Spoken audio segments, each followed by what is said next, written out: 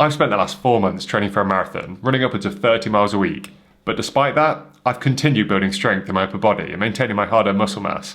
Some of you out there might be wondering how I've done that, and some of you out there are clearly wondering what the hell is this guy on about upper body mass? Looks like he's never lifted a weight in his life. But for that first group of people, here's how I've done it. It's important to recognise that gaining or holding onto significant muscle mass will inevitably make you a slow runner. And oppositely, running significant mileages will likely hamper your ability to maintain or build muscle mass. So if your driving motivation to train is pure performance in either running or weightlifting, then this hybrid training approach is probably going to slow your progress towards that. But it's not all doom and gloom, because it's also true that the negative effects of combining running with lifting are often wildly over-exaggerated. And if you're just a regular person like me, then squeezing out every last ounce of performance probably isn't something you have to worry about, and combining running and lifting is more easily achievable than you might first think. Personally, I'm motivated to run and lift because I think combining regular resistance training with cardiovascular exercise is the best way to work out for my health and longevity. I also don't want to compromise the fun I'm having working out to chase slightly faster 5k times or slightly heavier powerlifting totals, which in the grand scheme of things still wouldn't be hugely impressive numbers. And I'm not going to lie, vanity is probably a part of it too. I enjoy having some size and shape to my upper body, and also not being completely drowned by a medium-sized t-shirt. But in fairness, that last point's still clearly up for debate. But anyway, I'm just going to have a quick shower, then grab some lunch and move on to my first bit of advice. Unfortunately, my bathroom's going through a little bit of a makeover at the moment, so I'm having to get a little bit creative when it comes to personal hygiene.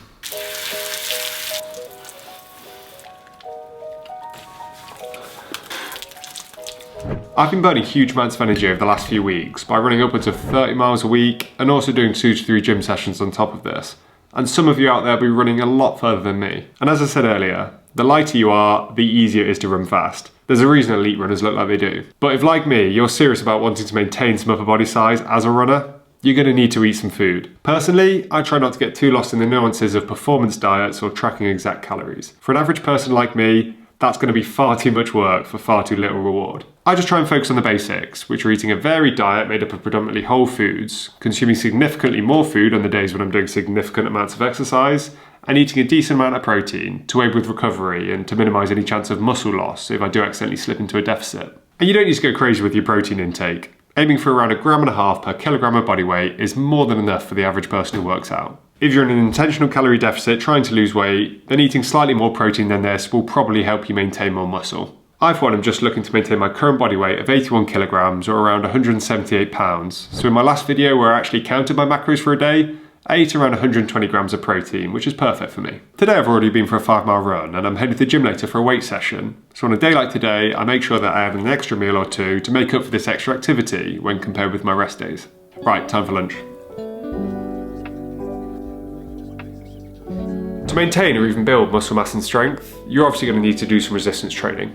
Personally, I prefer weightlifting, as I think it's the most straightforward way to progressively overload your muscles as you get stronger compared to bodyweight training. And compound lifts are the foundation of my resistance training. For my upper body, I pretty much exclusively do 5 different exercises. They are bench press, overhead press, pull-ups, barbell rows, and some form of external rotation. These exercises utilise multiple muscle groups to shift relatively heavy weight and therefore give a good training stimulus without the need to spend hours in the gym. Occasionally I might add in some variations of these movements or some accessories, but in general, these 5 movements are all I've needed to continue building strength and maintain muscle mass throughout my marathon training. Obviously you can swap a barbell for dumbbells, and there are also machine alternatives if you're into that sort of thing.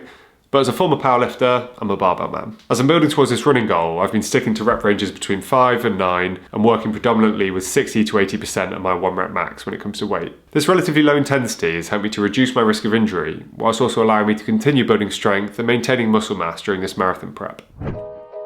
If you had all the time in the world to train, you would ideally lift weights and run on separate days. If you're going to run and lift on the same day like me today, then an upper body session would be preferable, and ideally these sessions will be more than 6 hours and several meals apart. And whichever discipline is your main focus at the time should probably be done first in the day. But this is just a guide. Most people have lives outside of training and can't commit to this optimal approach all the time. And the important thing to remember is that that's okay. Turning up and putting in some work is better than not turning up at all, and keeping your programming flexible is all part of building sustainable habits you're more likely to keep to in the long term. So if you run right after a weight session or miss a day of training here and there, don't worry about it. If you're a casual runner who does maybe a couple of 5Ks a week and are looking to build upper body size and strength, you want to be aiming to progressively overload your muscles by gradually increasing your weightlifting volume over time. You increase your volume by lifting heavier weights, doing more reps, or training each muscle group more frequently. I have a whole video on how I started building strength and eventually won a powerlifting competition that you can watch next. But if you're like me and have a specific running focused goal in the near future and are just wanting to maintain strength and muscle, just aim to stick close to your previous training volumes. Currently I'm only doing 2 weight sessions a week, an upper body focused day and a lower body focused day. After the marathon I'll probably switch back to 3 mixed full body sessions a week as my running volume and intensity eases up. There's no single answer to how frequently you should be lifting weights to build or maintain muscle as someone that also runs a lot. That's individual to each person and is determined by your own goals, your current lifting volumes, and your willingness to sacrifice both your free time and potentially your running performances. If you're exclusively interested in bodybuilding, you should probably be training each muscle group 2 to 3 times a week and probably massively limit your running or pick a less taxing form of cardio. But if you're more interested in improving your health, your functional strength and fitness, and maintaining a life outside of training, well, you can probably cut yourself a bit of slack and find a way that works for you. A way that's not just enjoyable, but sustainable. So I'm back from the gym and it's getting late, so I want to talk about my last bit of advice when it comes to maintaining upper body mass as a runner. And that's taking your rest and recovery seriously, and I'm talking about sleep. We've all got busy lives and sleep is probably one of the first things to be sacrificed when it comes to trying to squeeze more out of your day. But this last year I've really made it a priority of mine, and I attribute this to part of the reason why I've made so much progress with my running and lifting. Most adults need around 6 to 8 hours of sleep per night.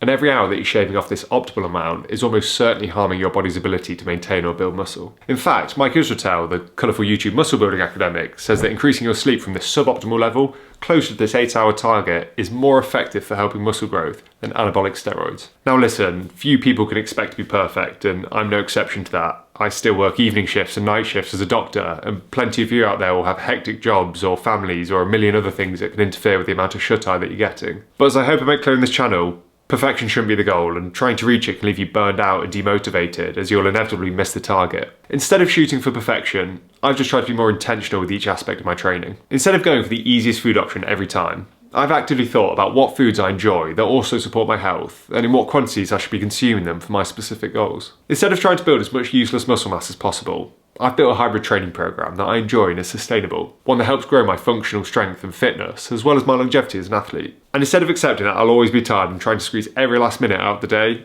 I've taken a leaf out of my wife's book and started treating sleep as a priority. She's a sleepy girl. Over this last year of hybrid training, I've truly learned the value of compromise. Not just in compromising my muscle mass and strength in order to run and vice versa, but also in finding middle ground between training and the rest of my life. Compromise shouldn't be seen as a negative thing. It's allowed me to find a balance where I'm seeing consistent results with my training, but also leaving space to do other things that I enjoy in life. Spending time with my friends and family, indulging on my diet, and going away for the weekend without thinking about training. I could almost certainly be bigger, stronger and faster than I am now if I trained more or ate differently. But for an average guy like me, I'm not sure that'd be more enjoyable or sustainable. So I'm going to continue on my current path, and if this next year could be as fun and fulfilling as last year was, I'd be pretty content with that. And maybe even next year I won't have to set my kit off to look like I lift. Anyway, if you enjoyed this video, please drop it a like and subscribe if you haven't already, and I'll see you again next time.